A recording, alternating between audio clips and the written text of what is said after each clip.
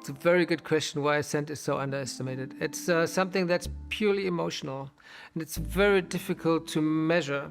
It's the only sense that you cannot rationally filter, that goes directly into the limbic system, and they always have an effect on your behavior, on your emotions, on the decision making. What falls under the category of visual art? Painting, drawing, sculpture, installation, photography, film. These are all things that you can understand with your eyes, right? With scent, you can't experience it visually. As an artist, scent is a new world, and it's a huge world. It's so big that probably even us don't know the limits. Mike Kelley was one of the most significant and consequential artists of his generation. And really, I think almost all of his work comes from an examination of American culture, and particularly middle-class American culture, and challenging that, challenging everything from gender norms to understanding of family structures. He's interested in stuffed animals as a subject matter because they reveal so much about the culture in which they're made. I think a classic Mike Kelley stuffed animal work are these arenas where he lays out a crocheted blanket and then positions stuffed animals on top of it. And as he was using this as a sculptural material, people were like, why are you hurting these stuffed animals? And he thought that was a really interesting reaction. And the idea was, well, this is a material like any other, and yet people have this really strong reaction to it. Everybody has their own opinion of these ideologies, and that's their business. I just want, to deal with the conventions of them and show how there's these certain metaphoric connections about them at root. That's what the work's about.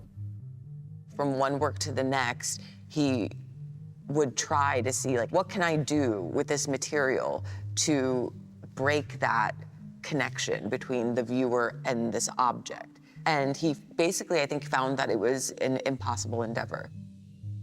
Deodorized central mass with satellites is one of two large-scale last kind of sculptures that he's made with stuffed animals. And so one thing that he thought he would do would be like, well, the place where you most connect with one of these stuffed animals is in their face.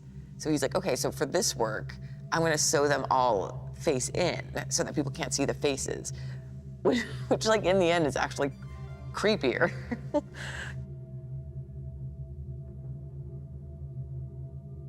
So I think initially you're like, wow, this is so beautiful. And then you kind of get closer and they're quite confrontational, these objects. They're a bit grotesque. The animals are dirty.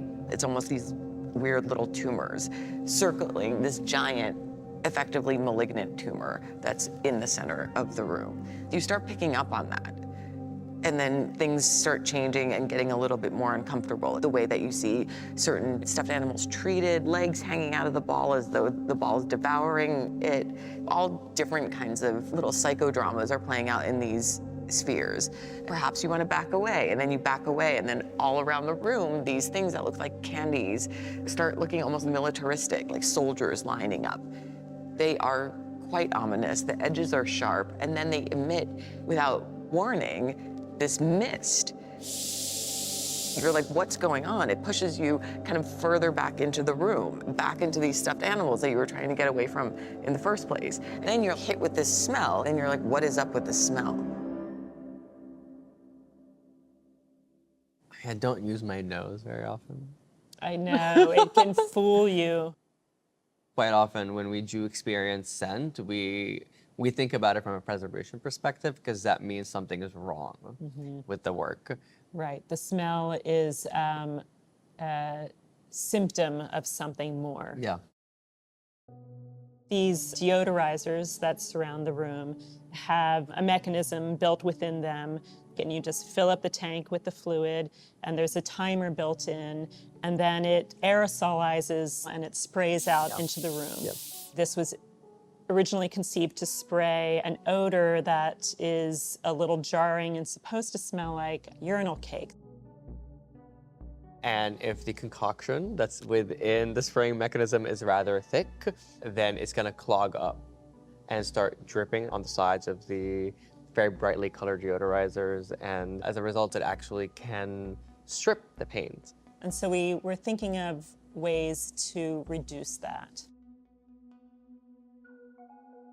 Scent Communications is based in Cologne, Germany, and they create scents for lots of different companies. And they have different ways of disseminating the scent as well. So we picked their brain and like what would be the best way to actually trying to disseminate this scent while trying to maintain the original integrity of the work.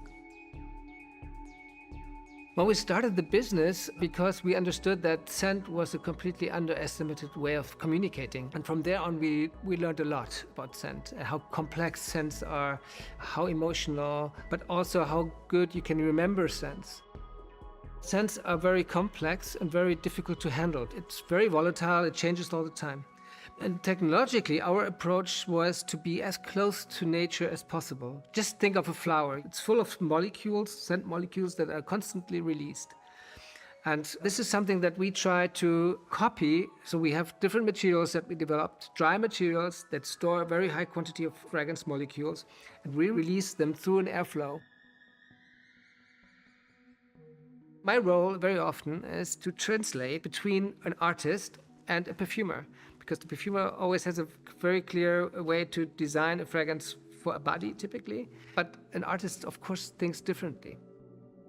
Mike Kelley probably didn't think about creating a nice, beautiful environment, but wanted to kind of disturb. The first time he showed this installation was in Cologne, and this is most likely the reason why he purchased German products for the scent. The Sacrotan K disinfectant is a cleaning product, so it's something that smells really clean, but once it's freshly used, you're reluctant in entering a space that smells like that. It's something that's maybe a little bit aggressive. But then combined with this Kiefer product that you use in order to relax when you take a bath.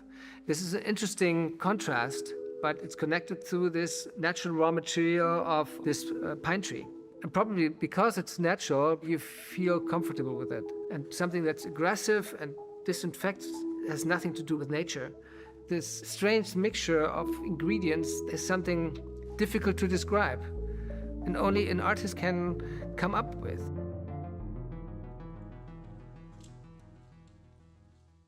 So we have kind of developed with scent communication these amazing little scent pods that in them have gel components that hold on to the scent. Much like a plug-in, if you can think of where you have a cartridge and you're putting in the cartridge. But the deodorizers themselves will be still spraying, but it'll just be plain water. Okay. And so that can kind of cut down, again, on this aerosolized mixture. It's safer for the artwork as well as our public. Yes. But still keep the kind of visual or experiential Yes. quality.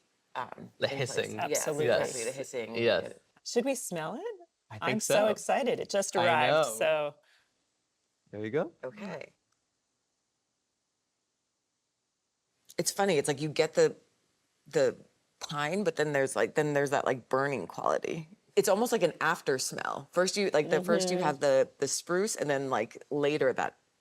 Yeah, that is. that's kind That does smell like a it urinal. fools you a little bit. Yeah. It feels like it tricks you. You're like, that's not so bad. Oh, yeah. It does kind of harken to the disinfectants that were used in Jordan, where I grew up. When I smell them, I do have this kind of instantaneous memory of like being a child growing up there, thinking about like my mom cleaning the house. So there is a sense of comfort in it. Yeah. I remember this myself when I had my favorite, it wasn't a stuffed animal, it was a pillowcase, to the point of like, it sort of doesn't matter. But like every time my parents washed it, I was so upset because it had like kind of taken on this scent. It maybe smelled a little bit like me or smelled a little bit like what I was doing that day. So I wonder if that too is something that he's kind of playing on, that by cleaning them, he's sort of wiping away part of their significance.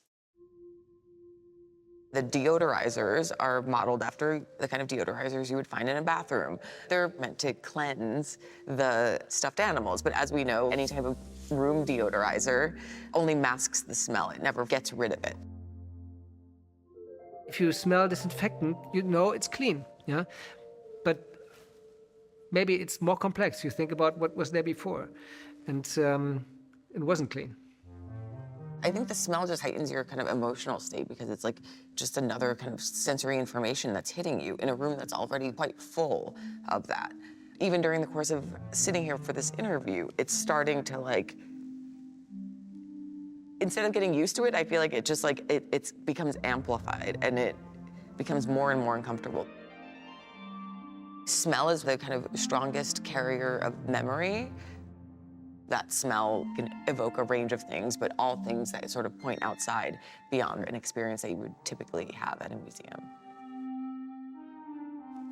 Well, for me, there's no good and no bad scent. It's all related to your personal memory, to your experiences, to your cultural context. And if you've learned it's a bad smell, it's a bad smell, but other people find it beautiful.